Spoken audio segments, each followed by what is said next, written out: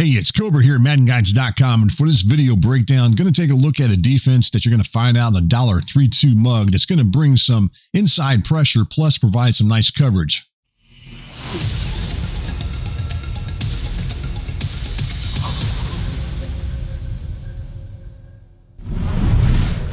The name of the play that we use is the $32 Strong Safety Zone Blitz. Here's the playbooks you can find this play out of. Before we actually hit the field, here are the coaching adjustments that we use for this blitz setup.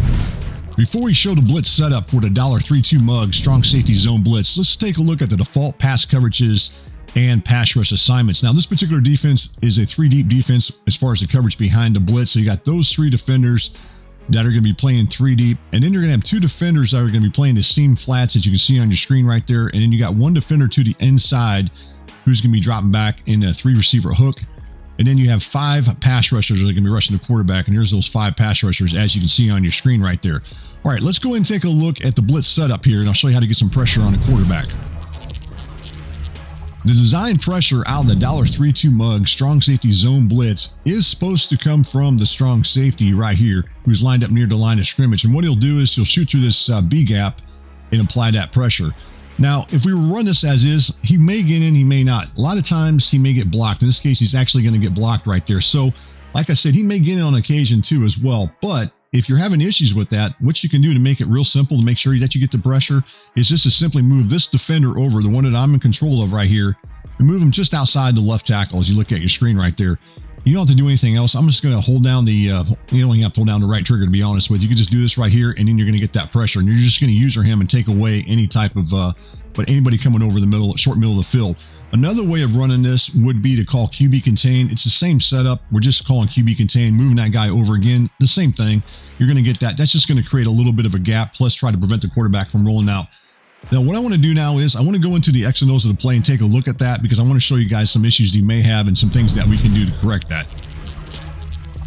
From the All-22 and instant replay, we can get a better idea of how the X and O's of this particular play works. Now, to get that pressure on the quarterback, we're looking to get it from right here, from this strong safety who's lined up right here, where he'll shoot through this B gap and apply that pressure. Now, to get that, what we need to do is to make sure that the center is going to look to block over here towards the right. Now, there's a couple things going on to make this work. First off, this guy right here, the one that I took control of and moved him over, that assures him, because it makes sure that all the blocking kind of slides over to the left a little bit. And also, this particular guy right here, this nose tackle, with this rush angle going towards this direction here, that also makes the center look to block him, as you can see on your screen. Now, don't forget, we also put these guys in QB contain, these 2 outside edge rushers. And specifically, this one right here to the right of your screen, the right tackle has to go out and block him, creating a bigger, wider angle for him to go out and try to block. And therefore, it's going to create a bigger gap for this guy right here. Again, this safety to blitz through as far as getting that pressure on the quarterback. So that's the idea of that. So there's how you set that one up as far as getting the pressure. All right, let's take a look at this a little bit more here as we go in motion here. I'm going to zoom in a little bit, and you can see that I'm dropping this guy back into coverage. And what I'm looking to do here is take away any kind of short route that might be going over the middle. In this case, it's going to be that running back coming out of the backfield, out of that angle route. Now, the problem with this particular defense, because I did set the curl flat guys to drop back 20 yards, that can be a little bit of an issue. Here they're dropping back in this area here, as you can see on your screen. Same thing here.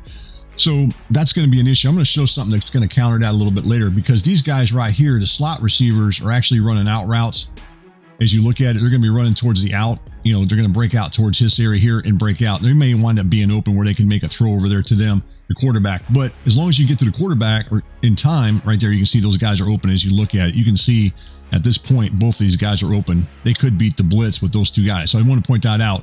But if they were running, if we were to rewind this, if they were to run some type of corner route or something like that, you know, maybe your opponent hot routed these on corner routes, then these would be taken away. So that was my idea of that, why I put those guys set to 20. Now, again, you don't have to do that. It's up to you. So what I want to do now is I want to go into this, and I want to show you something else you can do as far as another adjustment, as far as a pass coverage adjustment. Now, one of the things you could do to defend these, say, the flat routes, these out routes, is you could use the coverage adjustment here and just do underneath. And then that's going to put those guys in the hard flats rather than the seam flats. And what they'll do is they'll take away those out routes. So it's going to basically cover everybody to look at it. So then the rest of the setup's the same thing. There's nothing else we would do any different. We would just slide this guy over. We got the guys in QB contain. Once that ball is snapped, Here you can see we get that pressure.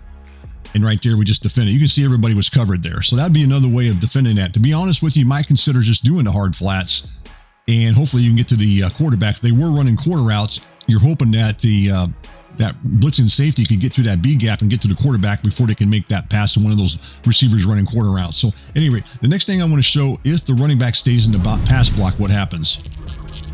All right, what if the running back stays in the pass block to the left side, not to the right side, but to the left side? Because if he stays to the right side, he's going to block this blitz. However, if he stays to the left side and he's going to pass block, then we can still get pressure on the quarterback despite the running back staying in the pass block. What I'm going to do right now is I'm going to run the play without making any really pre-snap adjustments outside the ones that I've made previously here. And that's just to do that, where I'm going to put the guys in QB contain and slide that guy over. I'm not going to make any coverage adjustments at this point. All right, what I want to do is I want to run this play and watch the running back does pick up the blitz, right? So what you can do here to counter that is do this. Say that the running back is staying in the pass block. He's lined up on the left. Then you're going to add one more adjustment to it. And you can always make this adjustment at any time you wanted to. It's something you can do if you want to, if you so choose to. It's not going to affect the pass rush as far as this. You're going to slide this guy over. This time you're going to blitz him. And you're going to move him off just about a yard off the line of scrimmage, such as you see on your screen right there. And then the running back's going to stay in the pass block as you look at it. So we're going to put him on we're going to have him stay in the pass block as you can see. All right, so it's the same setup pretty much as what I just showed here. And then what we're going to do here is we're going to drop him back, and then we're going to get that same pressure on the quarterback. So that's another way of running this particular defense. You can always blitz that guy if you want to. You don't have to just leave him in that coverage right there in that 3-receiver hook. If you want to blitz him, and say the running back were to go out this time, but you went ahead and blitzed them, such as I'm showing on your screen, it's not going to affect the blitz. You're still going to get it. Matter of fact, it's probably going to make it a little bit better, and then you can just drop them back that way. So I just want to point that out to you. You can always hot route that defender right there if you feel that you need to, just in case the running back stays in the pass block. The $32 mug Strong Safety Zone Blitz is another blitz that you can bring pressure on the quarterback, regardless if the running back stays in the pass block, as long as he's lined up on the left-hand side. Now, obviously, with this particular defense, as you already saw earlier, there is going to be some issues as far as with the coverages. Anytime you run a zone blitz, you're not going to be able to lock down everything, but you can do pretty good as far as making adjustments, especially in this year's game. Now, with that said, it's definitely a defense worth taking a look at. Now, one other thing I want to point out, if you guys enjoyed this video breakdown, please hit that like button, hit that subscribe button. I would appreciate it. It really does help with the YouTube channel that I'm trying to do here. So again, guys, I appreciate your time as far as watching this video breakdown. Thank you for watching. If you found this video helpful, don't forget to subscribe, like, share, and comment for more Madden guides, strategy, and tips content. See you in the next video.